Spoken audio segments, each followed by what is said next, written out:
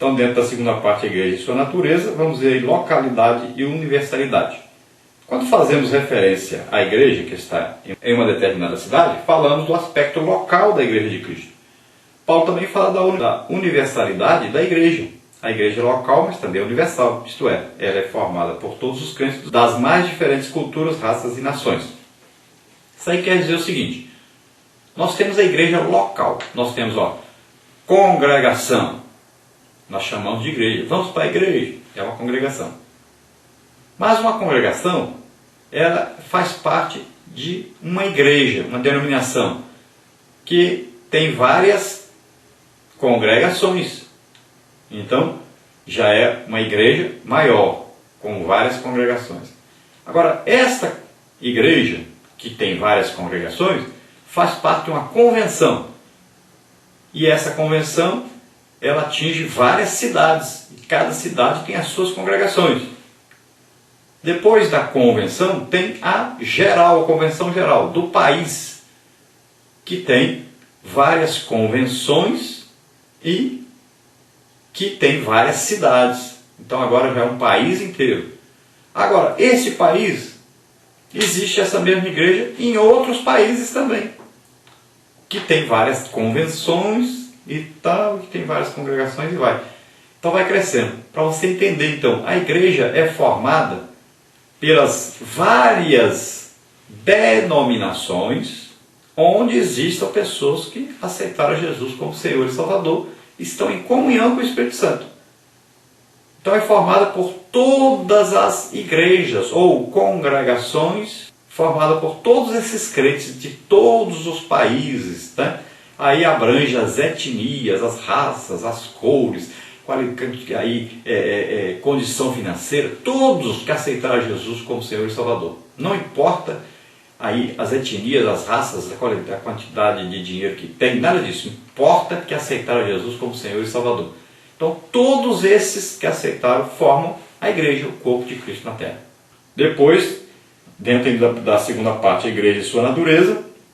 Número 2, aí o ensino neotestamentário revela que a igreja é una. Então, ela é um corpo e, como tal, seu funcionamento assemelha-se a um organismo vivo. A igreja é o corpo de Cristo, formado por todos os crentes regenerados em toda a parte do mundo, através do sangue do Cordeiro. Então a igreja é um organismo vivo, que ela está sempre marchando, trabalhando, fazendo a obra de Deus, lutando contra Satanás.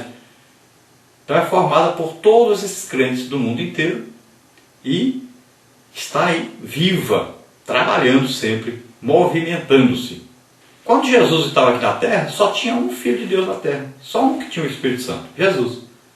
Deus olhava de cima e via lá um filho. Agora Deus olha e vê milhões de filhos. Olha, Jesus só podia estar em uma parte, um lugar só de cada vez. Se ele estivesse em Jerusalém, só tinha um Filho de Deus em Jerusalém. Agora não, Deus olha e vê o corpo de Cristo, a igreja, seus filhos espalhados pelo mundo inteiro. Todo lugar tem lá Filho de Deus fazendo a obra de Deus. Então, dentro da segunda parte, a igreja e sua natureza. Número 3, a santidade é tanto posicional como progressiva. No primeiro caso, ou seja, de santidade aí posicional, o crente é santo porque espiritualmente encontra-se em Cristo e assim participa de sua natureza santa.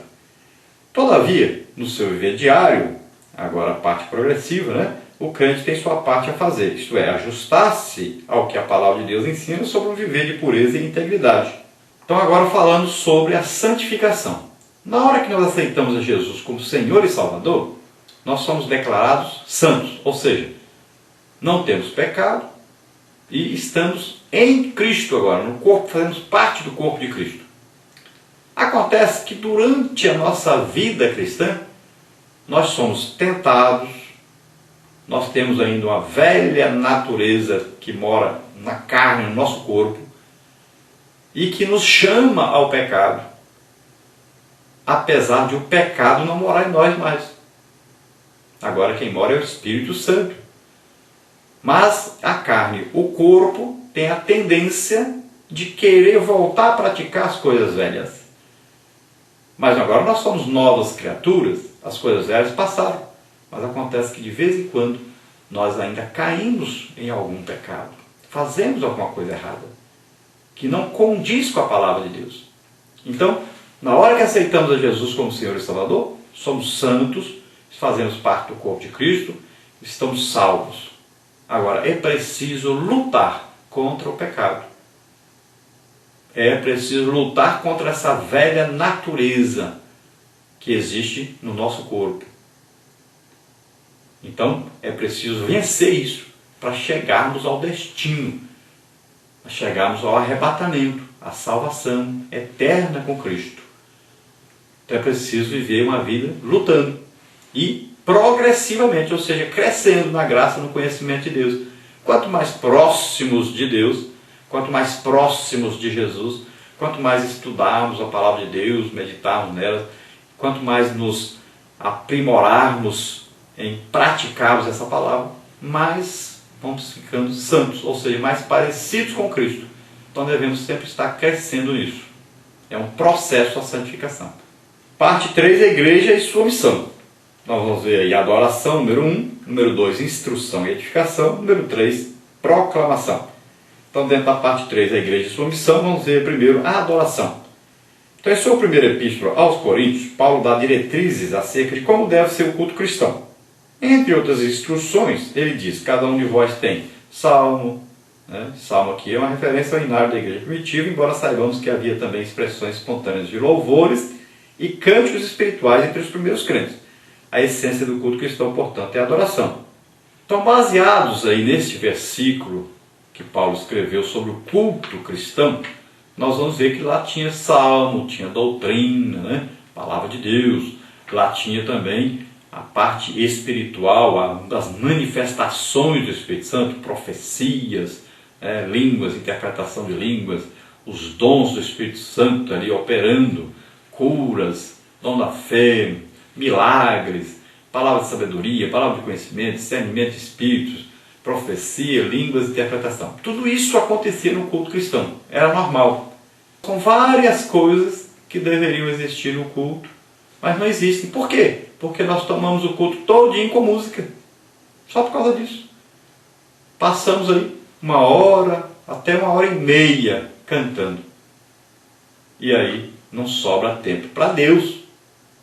Não sobra tempo para as manifestações de Deus. Não sobra tempo para Deus responder aí a esse culto. Infelizmente é o que está acontecendo. Existe muito louvor e quase nenhuma ou nenhuma adoração. Então busquemos a legítima adoração, porque Deus não está procurando louvadores. Deus está procurando adoradores, que o adoram em espírito e em verdade. Louvar, baleia louva, árvore louva, qualquer religião louva. Agora, adorar, só quem é nascido de novo, em espírito e em verdade. Então, busquemos adorar mais, louvar menos. O louvor deve nos conduzir à adoração. E lembrando que quando você adora a Deus, espere a resposta de Deus, porque Deus responde com fogo do céu. E esse fogo é bom para nós. Então, tenha esse momento sempre de adoração. Vamos ao culto para adorar a Deus, prestar um serviço a Deus, oferecer alguma coisa a Deus. Não é só para pedir, não é só para buscar alguma coisa de Deus. A teologia da prosperidade faz isso. As pessoas vão à igreja buscar alguma coisa, receber alguma coisa. Nunca vão para dar. Nunca vão para oferecer a Deus uma adoração. Vamos ver ainda dentro da terceira parte, a igreja e sua missão. Número 2, instrução e edificação. Então, no mesmo texto de 1 Coríntios 14:26, o apóstolo também diz que cada um de vós tem doutrina. A palavra grega didaquê, traduzida aqui como doutrina, é uma referência à instrução que era ministrada aos crentes através da exposição da palavra de Deus.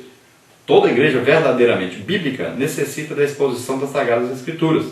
Pedro exorta os crentes a desejarem ardentemente o genuíno leite espiritual, capaz de dar crescimento para a salvação. É por isso que a igreja em Antioquia possuía mestres. O próprio Deus colocou-os na igreja visando o pleno desenvolvimento dos santos. Então veja bem, instrução.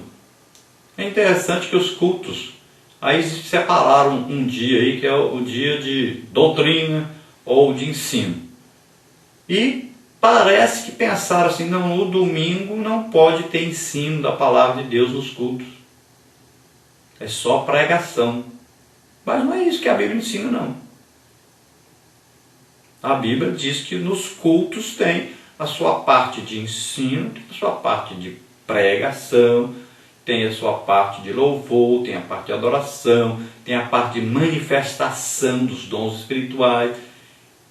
Então nós queremos fazer um culto separado de uma coisa, separado de outra, separado de outra. Não. Os cultos têm que ter aí, todo culto tem que ter as partes do culto. O problema é que nós cantamos demais e não sobra tempo para as outras coisas do culto. Estamos fazendo culto aí com duas coisas só. É só louvor e pregação.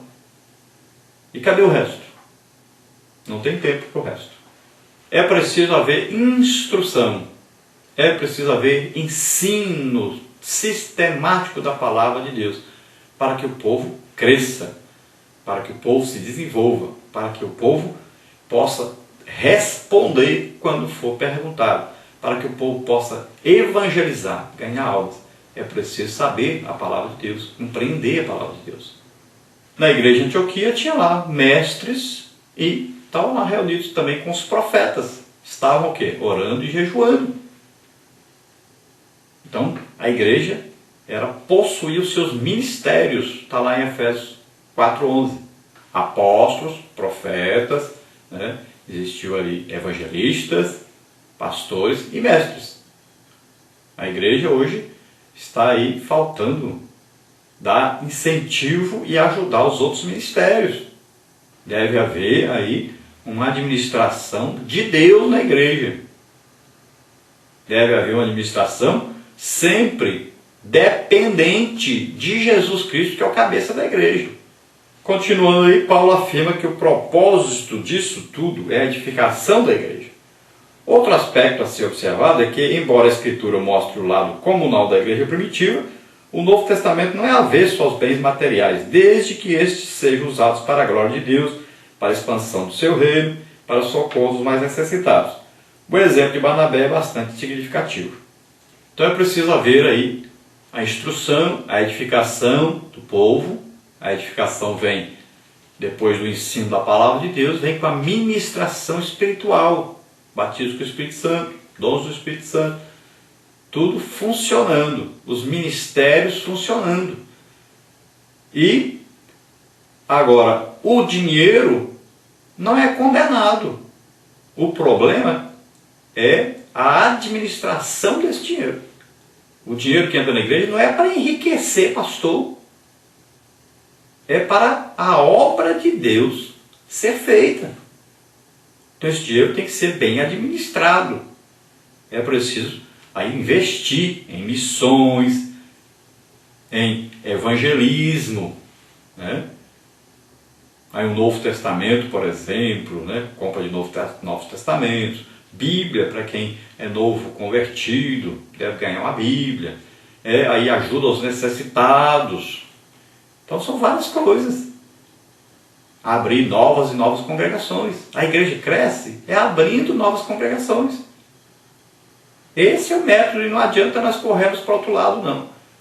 Nós crescemos realmente, ganhamos alma, é quando nós abrimos outras congregações. Então nós temos aí como exemplo Barnabé. Vendeu a propriedade e depositou os pés dos apóstolos para ser distribuído entre os pobres, os necessitados. Eles investiram no povo, distribuíram entre as pessoas. Não era para eles, é para distribuir, é para fazer a obra de Deus. Nós devemos pensar nisso. Como é que está sendo a distribuição? Devemos pensar nisso. Essa parte é muito importante na igreja. Vamos ver aí, dentro ainda dessa terceira parte da igreja de sua missão, número 3, proclamação. Uma igreja adoradora, instruída na palavra e verdadeiramente próspera, tem como foco principal a proclamação do Evangelho de Cristo. A missão da igreja é colocar em prática a grande comissão. Fomos chamados para sermos proclamadores das boas novas do reino de Deus. Uma igreja que não prega e não evangeliza está longe de ser realmente próspera, por mais rica que seja. Então veja bem, muitas vezes a igreja é rica, tem muito dinheiro, tem um prédio luxuoso, o pastor tem muita coisa, mas essa igreja não está ganhando almas. Qual é o problema? Então o foco está errado. Então essa igreja não está vivendo o que deveria viver, não está praticando o que deveria praticar.